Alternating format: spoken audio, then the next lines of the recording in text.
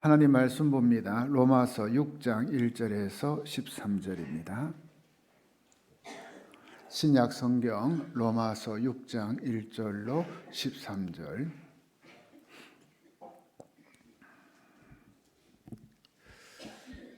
제가 읽겠습니다. 그런즉 우리가 무슨 말을 하리요? 은혜를 더하게 하려고 죄에 거하겠느냐? 그럴 수 없느니라. 죄에 대하여 죽은 우리가 어찌 그 가운데 더 살리요? 무릇 그리스도 예수와 합하여 세례를 받은 우리는 그의 죽으심과 합하여 세례를 받은 줄을 알지 못하느냐? 그러므로 우리가 그의 죽으심과 합하여 세례를 받음으로 그와 함께 장사되었나니 이는 아버지의 영광으로 말미암아 그리스도를 죽은 자 가운데서 살리심과 같이 우리로 또한 새 생명 가운데서 행하게 하려 함이라. 만일 우리가 그의 죽으심과 같은 모양으로 연합한 자가 되었으면 또한 그의 부활과 같은 모양으로 연합한 자도 되리라. 우리가 알거니와 우리의 옛사람이 예수와 함께 십자가에 못 박힌 것은 죄의 몸이 죽어 다시는 우리가 죄에게 종노릇 하지 아니하려 함이니 이는 죽은 자가 죄에서 벗어나 의롭다 하심을 얻었음이라. 만일 우리가 그리스도와 함께 죽었으면 또한 그와 함께 살 줄을 믿노니 이는 그리스도께서 죽은 자 가운데서 살아나셨음에 다시 죽지 아니하시고 사망이 다시 그를 주장하지 못할 줄을 알미로라. 그가 죽으심은 죄에 대하여 단번에 죽으심이요 그가 살아계심은 하나님께 대하여 살아계심이니 이와 같이 너희도 너희 자신을 죄에 대하여는 죽은 자요 그리스도 예수 안에서 하나님께 대하여는 살아있는 자로 여길지어다. 그러므로 너희는 죄가 너희 죽을 몸을 지배하지 못하게 하여 몸의 사욕에 순종하지 말고 또한 너희 지체를 불의의 무기로 죄에게 내주지 말고 오직 너희 자신을 죽은 자 가운데서 다시 살아난 자같이 하나님께 드리며 너희 지체를 의의 무기로 하나님께 드리라. 아멘. 영국에서 실제로 있었던 일입니다. 어떤 사람이 그 런던, 영국의 수도죠. 런던의 어떤 그 저명한 인사들에게, 유명 인사들에게 당신의 그 사생활이 들통났으니 빨리 피하시오 라는 내용의 거짓 편지를 보냈다고 합니다. 그런 다음 그 인사들의 집을 찾아가 봤더니 집에 있는 사람이 한 명도 없고 모두 어딘가로 피했더랍니다.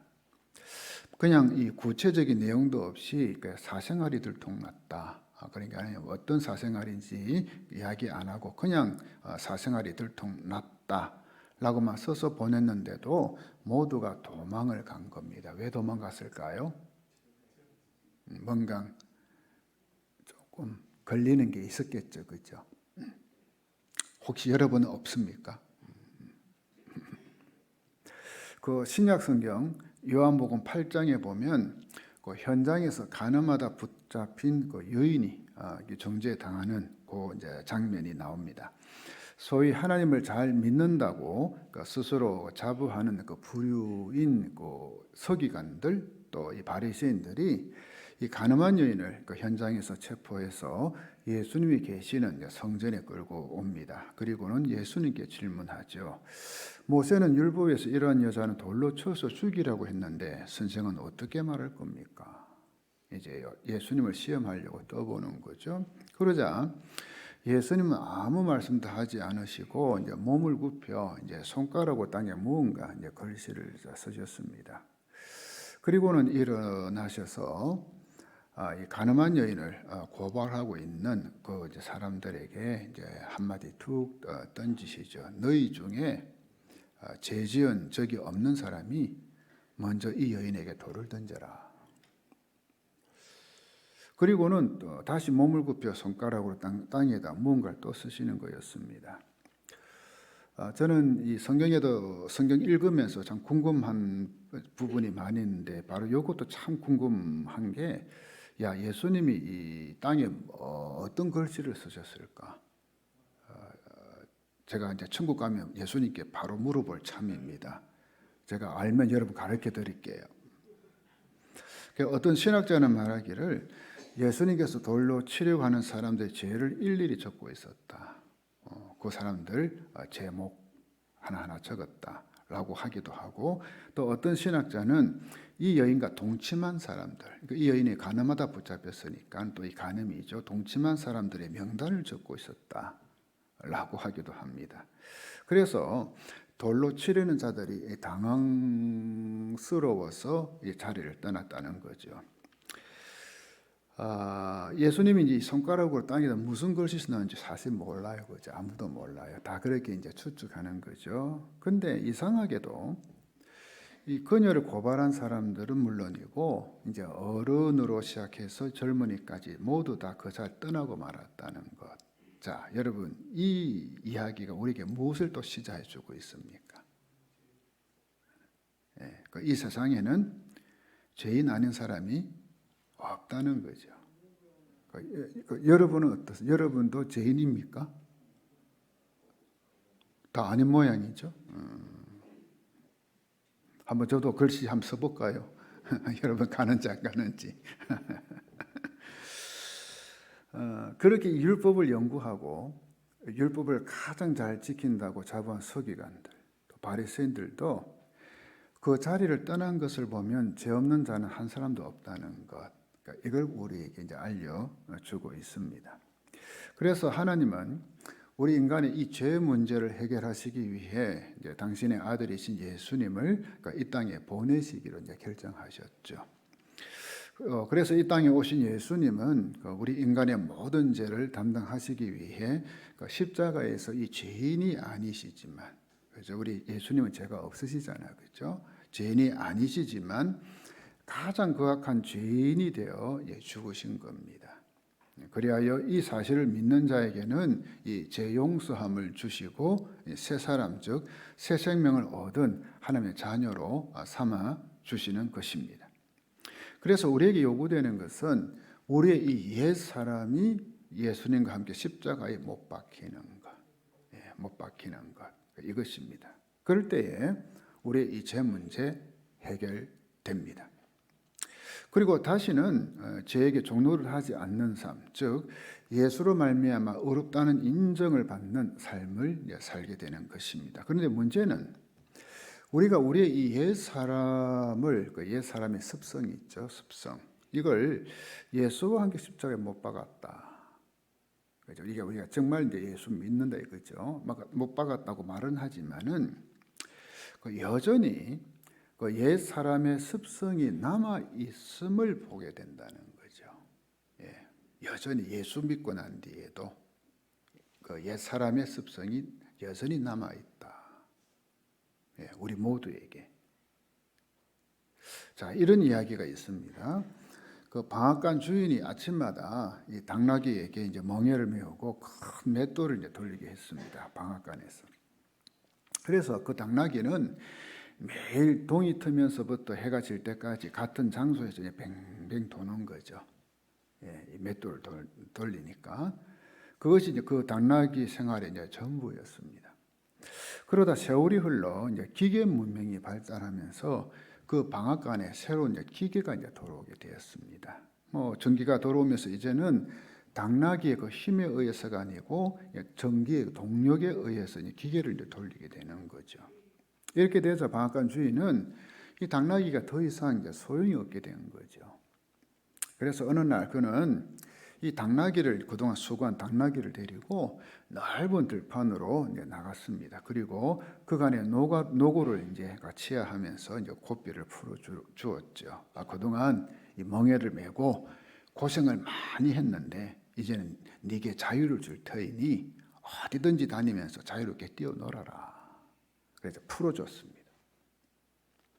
또 이 정이 들었기 때문에 주인은 눈물을 글썽이며 이제 이 당나귀를 이제 떠나 보낸 거죠. 그런데 이 당나귀는 무슨 영문인지 모르고 그저 물끄러미 주인을 바라보면서 그대로 멍하니 서 있는 겁니다.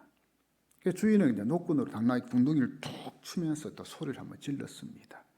자, 이제는 넓은 이 대자연에서 자유롭게 마음껏 뛰어다니면서 너 살아.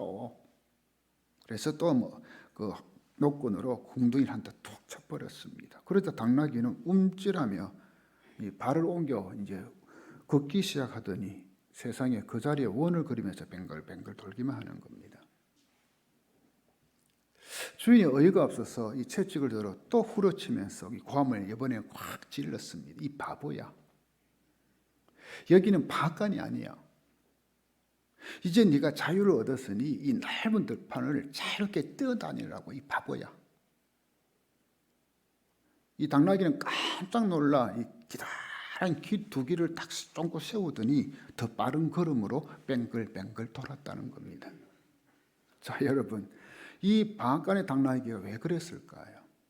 왜? 바로 옛 습성에서 벗어나지 못했기 때문에. 자유를 줬지만 주인이 그 옛 습성에서 못 벗어난 거예요. 그러니까 계속 그 자리만 뺑뺑이 도는 겁니다. 방앗간에서 맷돌 돌리는 거죠. 자, 혹 이 모습이 지금 우리의 모습이 아닌가? 우리의 모습이 아닌가? 예수님의 의로 인해 이미 죄의 굴레에서 벗어난 우리의 몸인데, 아멘이십니까? 근데 그 자유를 깨닫지 못하고 여전히 죄의 종노릇을 하고 있지는 않은지, 우리가 죄의 종노릇.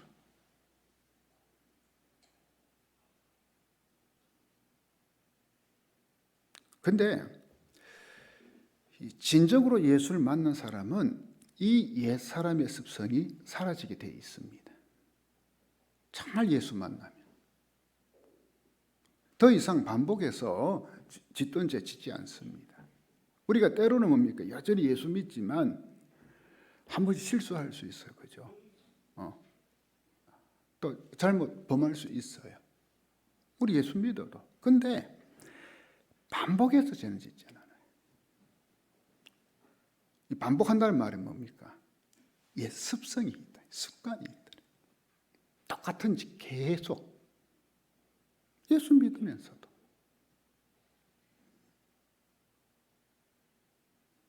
그가 죄 안 지어요. 그런 죄는 안 지어요. 이 죄에 대하여 죽은 자로 살고 의에 대하여 산 자로 사는 거예요. 정말 예수 만나면. 자, 4절 볼까요? 그러므로 우리가 그의 죽으심과 합하여 세례를 받음으로 그와 함께 장사되었나니 이는 아버지의 영광으로 말미암아 그리스도를 죽은 자 가운데서 살리신과 같이 우리로 또한 새 생명 가운데서 행하게 하려 함이라. 이제는 새 생명 가운데 행한다. 산다. 새 생명. 옛 사람이 아니고. 이제 우리는 예수님의 십자가의 죽으심과 합하여 이 세례를 받음으로 옛 사람이 죽고 새 사람이 된 거예요. 새 사람이 되었어요. 예수 안에서 이 새 사람이 된 사람은 새 생명 가운데 행하며 살게 돼 있어요. 네. 그 신약 성경 누가복음 19장에 보면 그 삭개오라는 사람이 나와요. 이 사람이 이제 예수님을 만나 그의 삶이 새롭게 변화되는 그런 이제 스토리가 이제 이 누가복음 19장에 나옵니다. 이 삭개오는 그 세리장, 즉 세무서장이었어요. 그 당시. 그리고 아주 부자였어요. 부자. 요즘과 달리 그 당시 세무서장이라는 직책은 이 국민들에게 과다한 세금을 부과해서 이제 치부하는 자리였죠. 치부. 특별히 그 당시 이스라엘은 로마의 식민지로 있었기 때문에 이 삭개오는 로마 정부를 위해 자기 동족들을 힘들게 하고 정말 괴롭히는 그런 이제 아주 나쁜 인간이었어요. 아주 나쁜 인간. 그리고 무엇보다도 이 삭개오라는 사람은요, 오직 돈을 위해 산 사람이었어요. 돈, 오직 돈.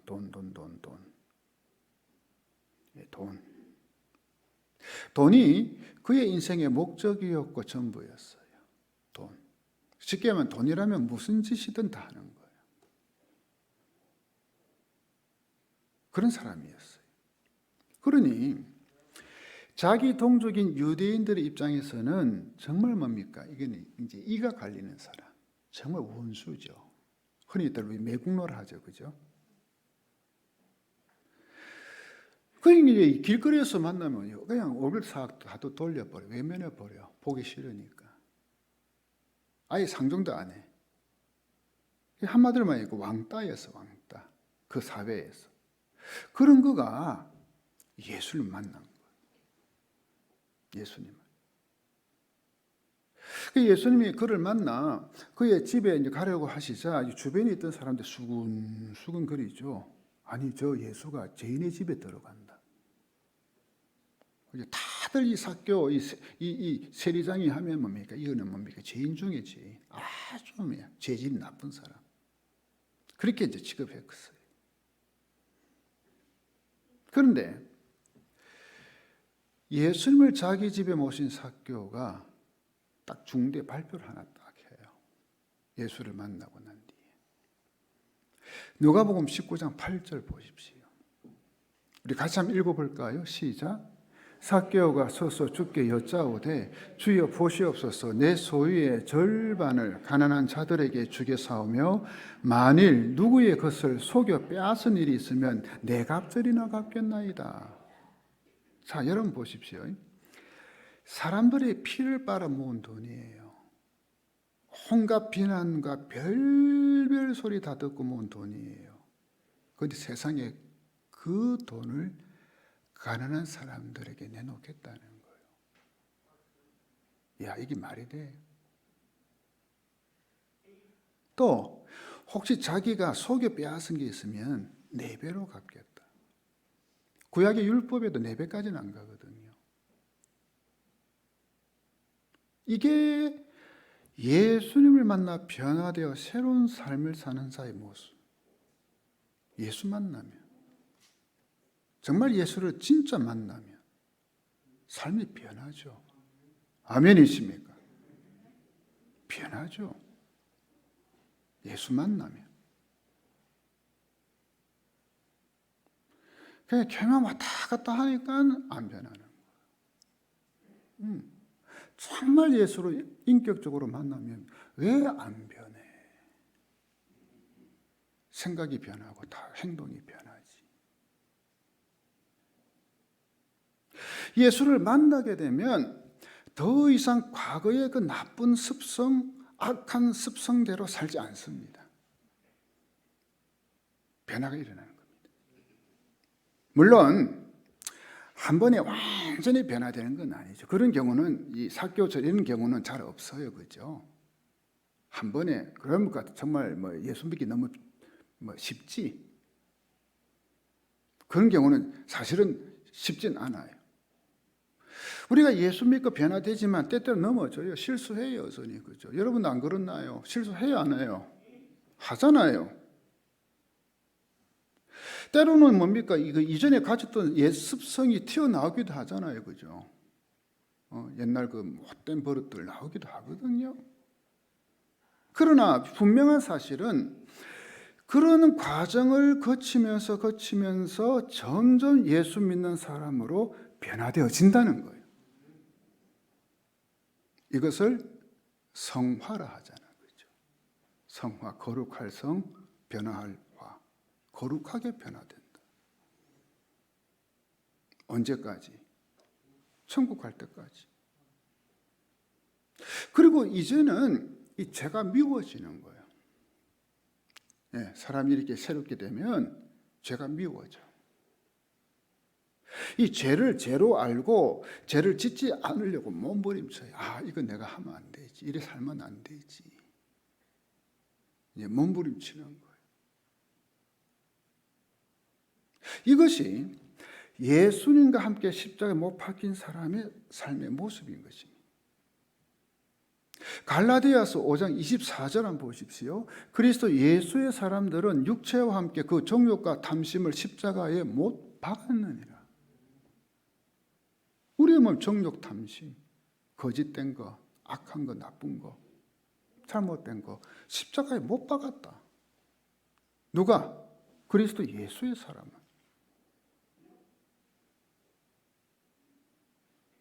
그렇게 되면 우리의 옛 사람이 거의 뭡니까? 그냥 죽는다는 이야기예요.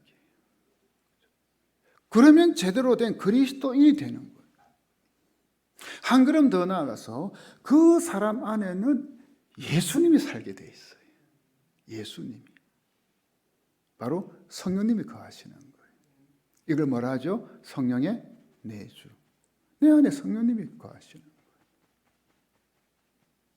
그렇게 되면 예수님을 믿는 믿음 안에서 사는 인생이 돼요. 왜 자꾸 내 안에 계시는 성령 예수 영이 그죠? 그 성령님이 자꾸 내 마음을 뭡니까? 여러 가지로 뭡니까?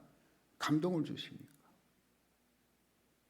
죄는 미워하게 만들고 그렇게 새로운 사람으로서 살게 자꾸 그쪽으로 인도해 주시니까.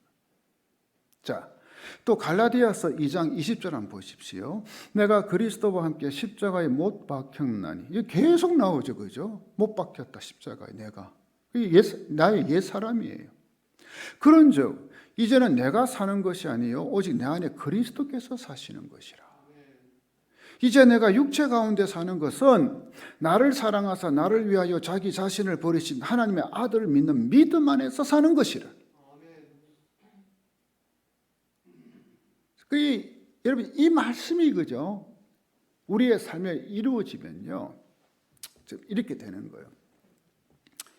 누가 이제 나를 괴롭히고 힘들게 해요. 혹시 여러분 그동안 살다가 나를 힘들게 하고 괴롭힌 사람 있었어요? 없었어요? 없어요? 어이구. 그 힘들게 하고 괴롭힌 사람이 있어요. 그러면 내 그 옛사람은 그 사람에게 대항하고 같이 맞서라고 자꾸 말해요. 너 왜 가만히 있어? 저 사람 그냥 두면 안 돼. 그냥 같이 붙어야지. 근데 내 안에 계시는 예수님은요, 야, 너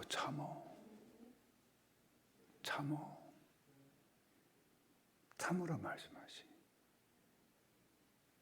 한 걸음 더 나아가 그 사람을 위해 기도하고 축복해줘. 왜? 말씀이 있으니까. 그 사람 위해 너 기도해. 축복해줘. 내 옛사람은 이 받은 대로 갚아주라고 자꾸 말해요. 받은 대로 갚아줘야 돼. 왜 그렇게 손해보고 당하고만 살아? 바보처럼 병신처럼.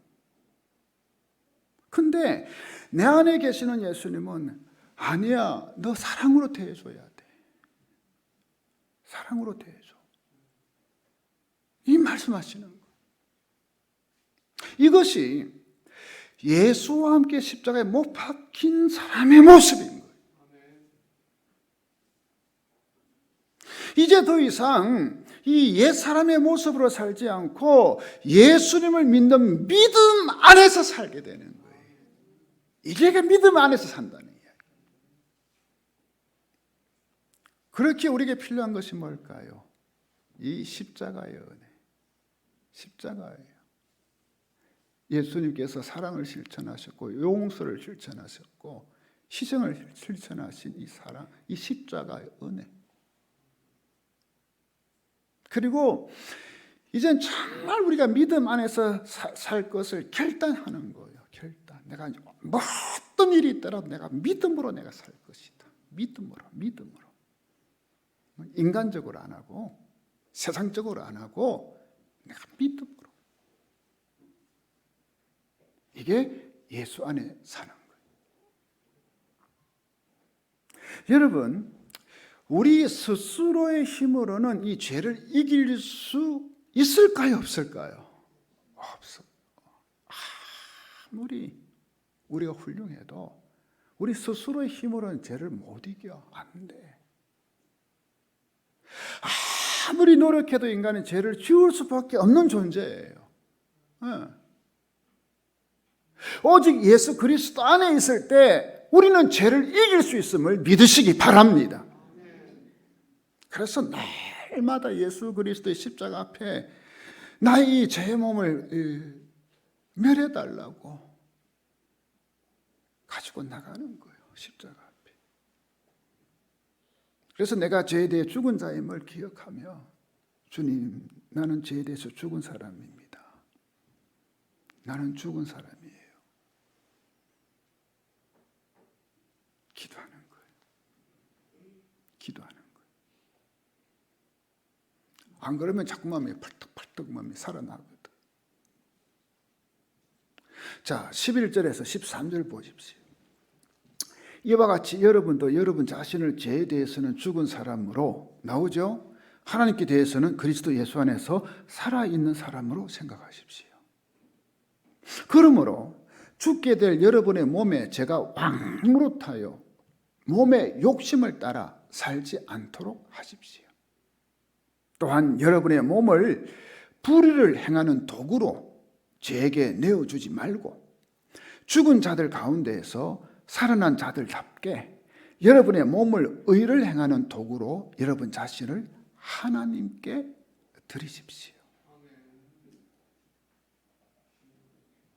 우리 주변을 보면 이 죄의 이 지배를 받아 사는 사람들을 어렵지 않게 만날 수 있어요. 볼 수 있어요.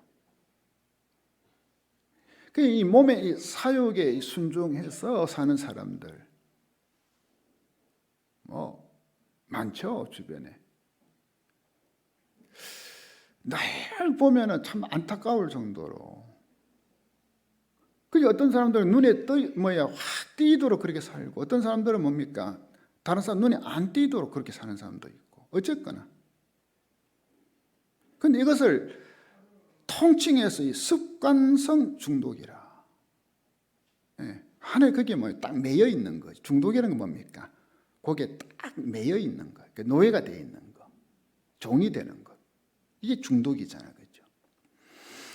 흔히 이 습관성 중독이라고 할 때에 우리가 알코올 중독, 또 마약 중독, 니코틴 중독, 도박 중독 등 생각 많이 하죠. 그래, 중독됐다. 그게 매여 있잖아요, 그죠? 꼼짝 못해요. 그런데 이 외에도 요즘 뭡니까? 심각한 게 뭡니까? 이 섹스 중독. 그죠? 이거 심각하더라고요. 또 요즘 인터넷 중독. 게임 중독. 또 어떤 여자들 보니까 이 쇼핑 중독에 매여가지고 이 백화점에 그때 안 가면 안 돼. 못 살아. 제일 심각한 중독이 뭔 줄 아세요? 요즘 뭐니 해도 돈에 중독된 사람이 많아. 돈이라면 꼼짝 못해. 꼼짝을 못해, 돈이라면. 지난 고난주간 특별 새벽 기도회 때 우리 제목이 뭐였어요? 내가 만든 신이었죠, 그죠? 말씀 나누었어요. 근데 내가 만든 신의 하나하나 따져보면요, 이게 다 우리에게 필요한 거였죠, 그죠? 또 어찌 한편으로 보면 좋은 거고요. 좋고 필요한 거였어요. 근데 그게 무엇이든지 간에, 그게 돈이든 가족이든 우리가 다 여러 가지 했잖아요, 그죠? 무엇이든지 간에 하나님보다 더 사랑하고 하나님보다 더 좋아하고 하나님보다 더 애착을 가지고 있고 하나님보다 더 관심을 가지고 있다면 그것이 무엇이든지 간에 우상이 되어버리는 거예요. 그러면 우리의 이 몸을 의의 무기 혹은 의의 도구로 우리 자신을 하나님께 드리지 않게 되고요, 자신의 몸을 이 불의의 도구로 우상을 숭배하는 죄에 내주어 버리는 거 있죠. 얼마나 위험한지. 여러분, 여러분의 몸을 이 죄가 지배하지 못하도록 해야 되지 않겠어요? 우리가 그래도 예수 믿는데 이 몸의 사욕에 순종하지 못하도록 해야 될 거 아닙니까? 불의의 도구로 우리의 지체를 죄에게 내주지 말아야 될 거 아니에요, 그죠? 그런데 이 무기를 혹은 이 도구라고 할 수도 있고 연장으로 번역할 수도 있어요. 그래서 불의의 무기라, 이것은 우리가 죄를 행하는 도구, 우리 몸을 죄를 짓는 연장이 되어 사는 걸 말해요. 우리의 몸이 죄의 도구가 돼가지고, 죄의 연장이 돼가지고, 불의에. 반면에 의의 무기라는 것은 의를 행하는 도구, 의의 연장이 되어져서 하나님을 위해 사는 사람이 되는 거예요. 우리가 의의 무기로 살려면 십자가 은혜 아래 거해야 된다는 거. 이 십자가예요. 그리고 성령으로 충만한 사람이 돼야 돼. 이것 외에는 다른 방법이 없어. 갈라디아서 5장 16절 보십시오. 내가 이르노니 너희는 성령을 따라 행하라. 그리하면 육체 욕심을 이루지 아니하리라. 그러니까 우리가 성령을 따라 행하면은 육체 욕심 그거 따라갈 수가 없어. 그러니까 성령 충만해야 돼. 우리가 이 십자가의 은혜를 체험하고 또 성령 충만하면 세상에 이 술잔을 들고 있던 손이요, 어느 순간에 성경을 들고 있네. 할렐루야. 그렇게 죄 짓는 쪽으로 질주하던 발이요, 영혼을 구원하는 발로 변화되어 있네. 어느 순간에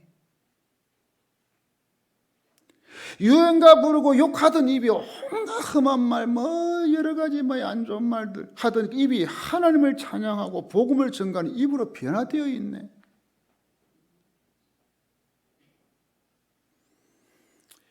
그 의학자들은요, 아이를 5명 이상 기르는 주부 중에는 정신병 환자가 거의 없다라고 말해요.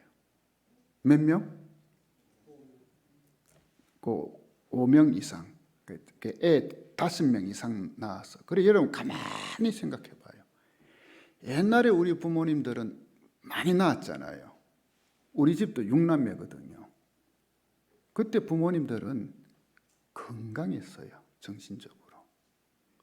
근데 요즘에 알을 안 놓으니까 이 많아. 이 여러 가지 뭡니까? 정신적인 프로블럼 이게 많아 요즘. 요즘은 정신과 문전성시야. 너무 많이 가. 왜 이런 말을 할까?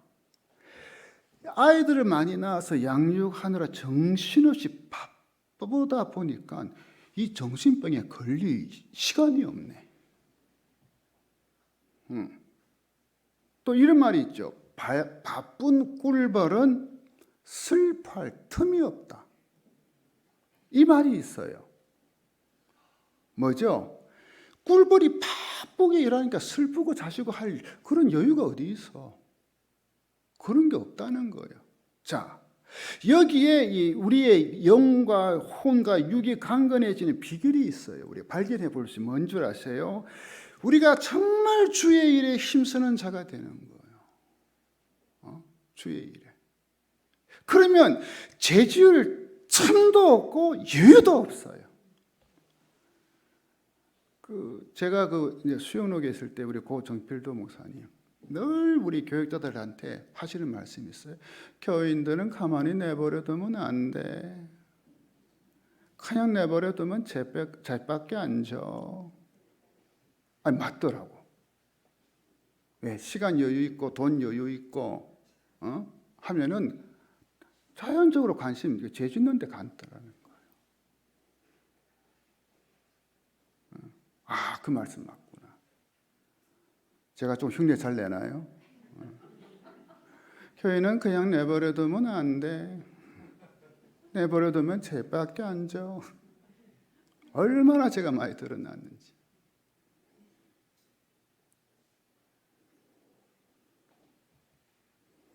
여러분, 다윗이 언제 남의 아내 바세바와 동침한 줄 아세요? 언제? 그 훌륭한 진짜 하나님의 마음에 합하고 믿음의 사람, 그 다윗이 언제 남의 아내 빼앗아다가 그렇게 간음죄를 범한 줄 아세요? 언제? 한가하고 여유가 있을 때였어요. 부하들 다 전쟁터 보내놓고 왕궁에서 혼자 쿨쿨 낮잠 자다가 떡 일어나서 그 왕궁 옥상에 씩 거닐다가 또 보니까는 웬 여자가 모욕하고 있네. 저 여자 누구냐? 데리고 와라.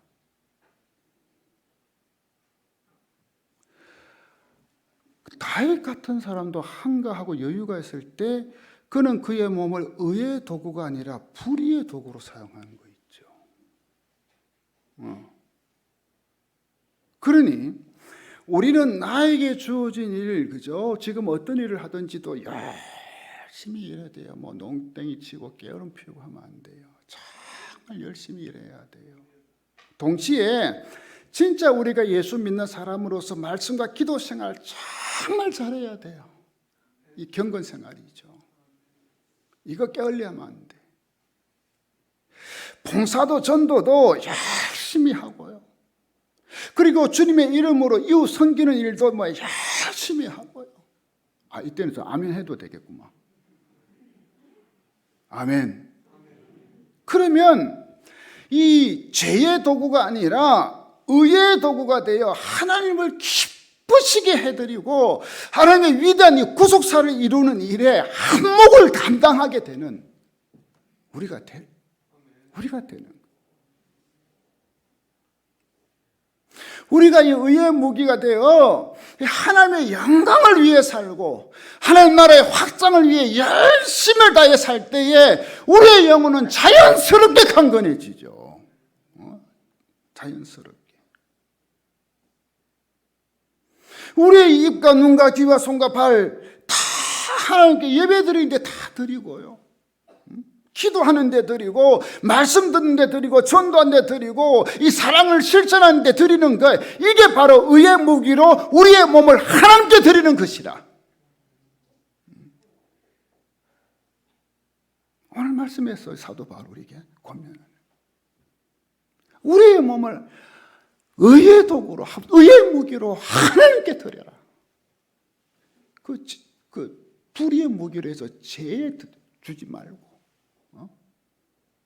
죄 내주지 말고. 사랑하는 성도 여러분, 이제 더 이상 제가 여러분의 지체를 주장하지 못하도록 날마다 은혜 가운데, 십자가 은혜 가운데 살아가시기를 바랍니다. 예수님의 십자가의 사랑을 날마다 경험하시기 바랍니다. 예수님 한 번 만났다고 안 돼요. 매 순간마다 만나야 돼요. 말씀 묵상하면서 만나고, 기도하면서 만나고, 만나야 돼요. 이 만남이 없으니까. 말씀을 읽어도 그냥 읽는 거지 예수님을 만나지를 못해. 기도를 하지만 웅웅웅 하지만 거기서 예수님을 만나지를 못해. 만나야 되는데 날마다 이 예배 속에서도 예배 드리는 가운데도 주님을 만나야 돼요. 만나시기 바랍니다. 이 성령께서 부어주시는 은혜로 충만해서 이 모든 죄를 이겨내는 거예요. 성령께서 주시는 능력으로. 그래서 승리하며 살아가는 여러분이 되시기를 주의 이름으로 축원합니다. 그러면 옛사람은 죽어요. 옛사람은 죽어요. 그리고 예수 안에서 변화된 새 사람으로 살게 되는 거예요. 여러분, 죽어야 우리는 살 수 있어요. 죽어야 돼요. 죽어야 돼요. 내 옛사람의 습성 죽어야 돼요. 십자가 앞에서. 그러면 사는 인생이 돼요. 우리 한번 같이 기도하겠습니다.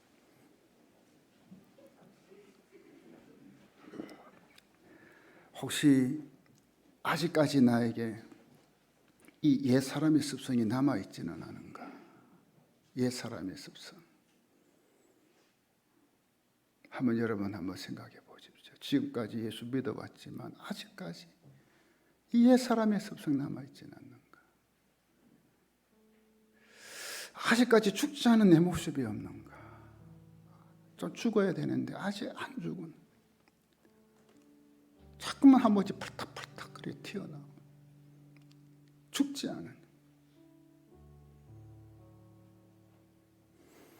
그리고 나의 몸을 이 불의의 무기가 아니라 의의 무기로 하나님께 드리는 내 삶 되고 싶습니다. 주님, 나를 붙들어 주십시오. 정말 매 순간 주님 만나고 성령 충만하고, 그래서는 정말 의의 무기로 하나님께 드리는 내 삶이 되기를 원합니다. 우리가 이러한 기도 제목으로 같이 기도하도록 하겠습니다. 하나님 아버지, 하나님 아버지, 우리가 예수 믿지만 여전히 우리 속에 옛사람의 습성이 남아있지는 않나 돌아보기를 원합니다. 참 아버지 하나님, 나의 옛사람 습성은 죽어야 되는데, 십자가에 못 박혀 죽여야 되는데 아직도 죽지 않고 살아있는 몸이 없는지, 아버지 하나님, 다시 한번 우리가 하나의 이 몸을 지체를 이 불의의 무기가 아니라 의의 무기로 함께 드리는 삶을 살아갑니다. 죄 내주지 않기를 원합니다. 하나님의 영광을 위해서 살기를 원합니다. 그러기 위해서 늘 말씀과 기도 가운데, 예배 가운데 하나님 만나고 예수님 경험하고 변화되게 하여 주시고 성령 충만 받기를 원하고, 이 십자가의 은혜와 사랑 경험하고 날마다 찬송하며 나아가기를 원합니다. 오늘 이 말씀 생각하면서 내가 그리스도와 함께 찬송하겠습니다.